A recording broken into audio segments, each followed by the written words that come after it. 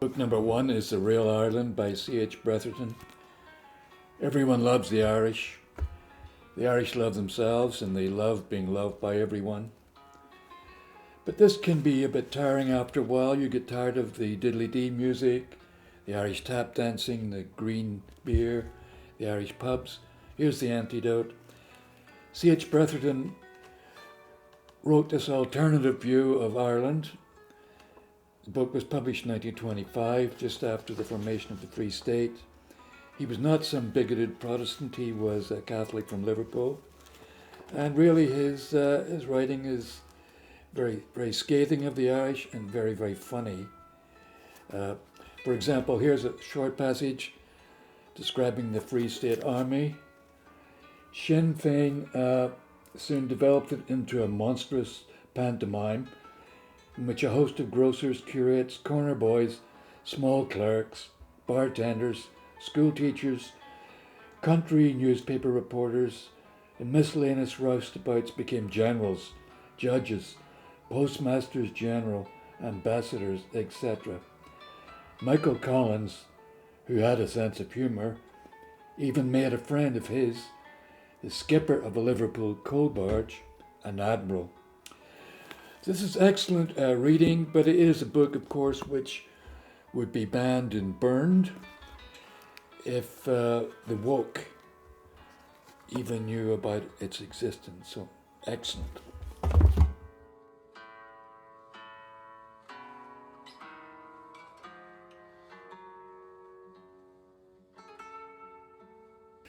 The Seychelles are a group of islands in the Indian Ocean, and I had the opportunity to visit there.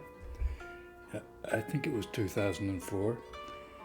And when I was browsing in a tourist shop, I came across this book by William Travis. Travis had been an RAF pilot, then a commercial pilot.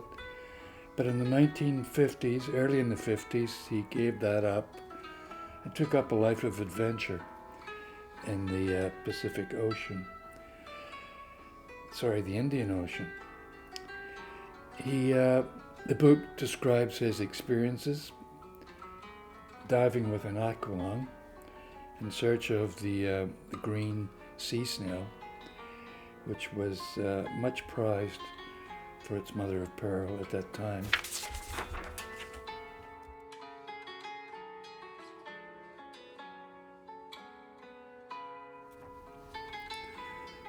So the narrator takes you on this magical journey around these islands. You visit places such as Cosmoledo and Aldabra. Aldabra, famous of course because it's the second largest coral atoll in the world, and also it's home to the famous giant tortoise of Aldabra. These adventures were well before the age of overpopulation in the area and before tourism became important. So in reading this book, you're seeing a world that has more or less vanished.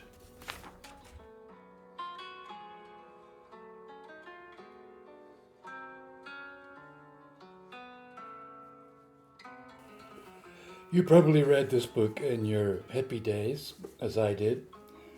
I think I've subsequently read it 3 times. This is a fascinating book in which Pete creates a very rich fantasy world. And what I find really interesting about it is it's not a fantasy world that translates onto the screen. Lord of the Rings, we've all enjoyed that. There has been a television adaptation that didn't work.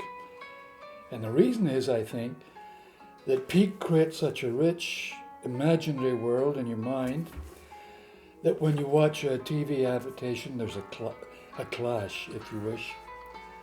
And so I prefer just to read the book.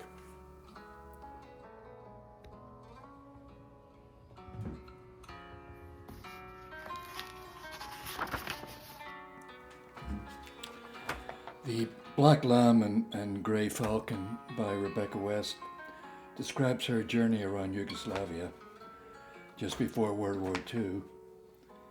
Her trip started in 1937 and the book was published in 1941, by which time Yugoslavia had been invaded by the Germans. This is often described as the apotheosis of travel books, but I suspect it's much more than that. If you read this book, you'll learn of the complex history of the Balkans, the invasion by the Turks, the tragic Battle of Kosovo in 1389, which was the second most tragic event in history, the first being, of course, the fall of Constantinople, 1453. And if you're new to the history and the people of the Balkans, you're in for a long, because it's a very big book, a long and rewarding read by this supremely talented writer.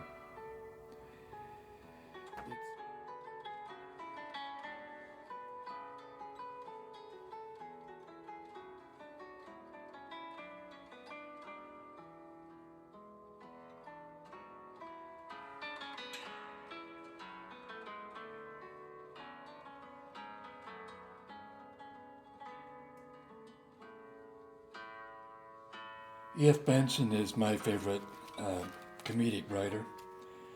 Many of his books deal with middle-class English life in the 1920s.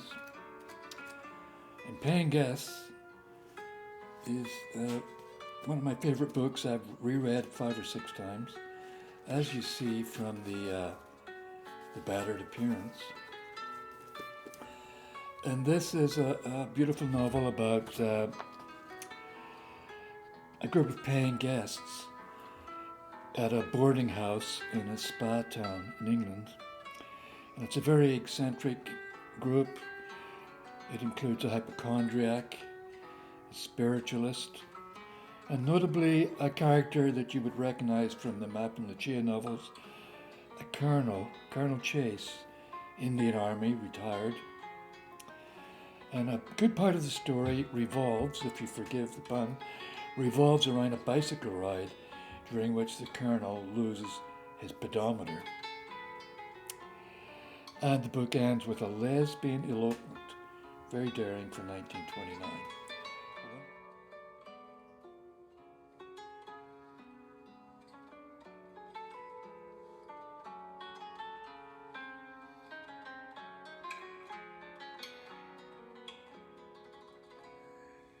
On the 8th of December 1933, 18-year-old Patrick Lee Fermer sets off from London, determined to walk from Rotterdam to Constantinople. And together with 2 companion books, this book, A Time of Gifts, documents that journey. I've already mentioned Rebecca West's book in the Balkans, and how it's been said that it's the best travel book ever written. That has also been applied to this book. And what's also remarkable about this book is that he did not write this description of his journey until decades later, not until 1977. In between, he joined the Irish Guards during the war. He fought with the partisans in Crete, and notably he captured the German general. Anyway, the thing to remember when reading this wonderful masterpiece, this book, is he is describing a vanished world, Europe before the war, before the Cold War, and before, of course, the more recent civilizational collapse.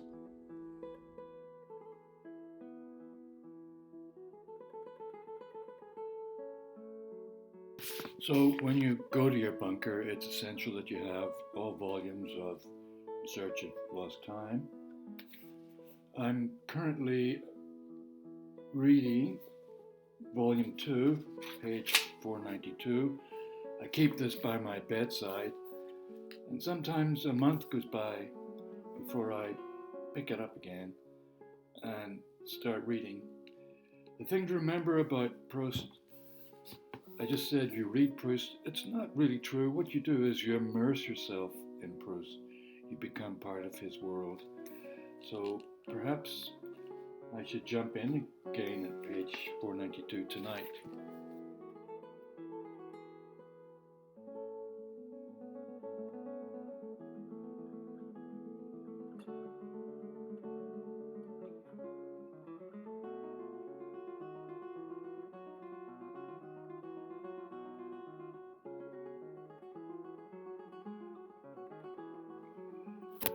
Procopius was the official historian at Constantinople during the reign of Justinian in the 6th century, but he went off and wrote a secret history which dealt with all the dirty doings at the time. These events involved, first of all, Justinian, the emperor, Theodora, his prostitute wife, and also a famous general at the time, Belisarius, and his wife, Antonina. It's quite a shocking account and gives you a real flavor of Constantinople and Byzantium at that period.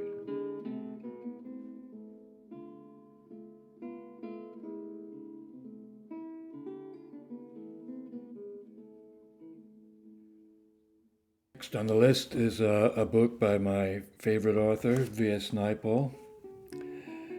This one, The Overcrowded Barracoon, is a collection of essays that he wrote describing his travels. We get to learn about politics in the Caribbean, filmmakers in India, and the post-colonial inheritance of India and the West Indies. And the title refers to the essay on Mauritius. So it's quite fascinating. And I have to say that I could have chosen any number of his books. They're all equally good. So look upon this one as just a representative of his wonderful writing.